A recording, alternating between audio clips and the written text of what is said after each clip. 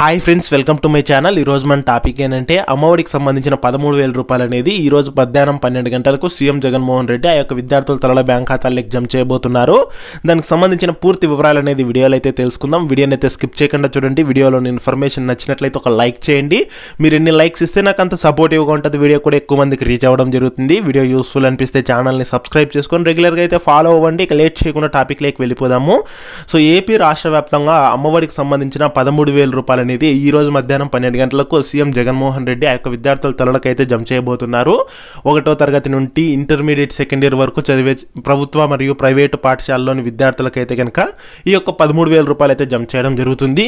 మొదట మనకు 15,000 రూపాయలు అయితే కనుక జమ చేసేవారు. సో అందులో 2,000 రూపాయలు అనేది కోత విధించి ప్రస్తుతం మనకు 13,000 రూపాయలు అయితే జమ చేస్తున్నారు.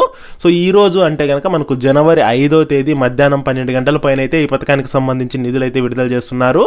ఇది ఎవరికి విడుదల చేస్తున్నారు అనేది ఒకసారి చూసుకున్నట్లయితే కనుక మనకు జగనన్న అమ్మఒడి పథకం ద్వారా 2023లో 4వ విడతకు సంబంధించిన నిధులు అయితే కనుక జూన్లో అయితే విడుదల చేయడం జరిగిందనమాట. సో అప్పుడు ఏంటంటే కనుక అర్హులైన వాళ్ళందరికీ డబ్బులు అయితే జమ చేయడం జరిగింది. సో కొంతమందికి డబ్బులు అనేది అయితే కనుక ఇంకా జమ కాలేదు వివిధ కారణాల వల్ల. అంటే వాళ్ళ బ్యాంక్ అకౌంట్ డీటెయిల్స్ తప్పుగా ఉన్నాయనో, ఎన్పిసి అనేది లింక్ చేసుకోలేదనో, సో వివిధ కారణాల వల్ల అప్పుడు వాళ్ళకి కొంతమందికి డబ్బులు అయితే జమ కాలేదనమాట. మళ్ళీ వాళ్ళందరికీ సెప్టెంబర్లో అయితే జమ చేశారు. అప్పుడు కూడా మళ్ళీ వివిధ కారణాల వల్ల డబ్బులు అయితే జమ అయితే కాలేదు. సో ఇప్పుడు అర్హత ఉండి మీకు ఇంకా డబ్బులు అనేది జమ కాకపోతే కనుక ఈ రోజు ఒకేసారి అయితే కనుక డబ్బులు విడుదల చేయడం జరుగుతుంది.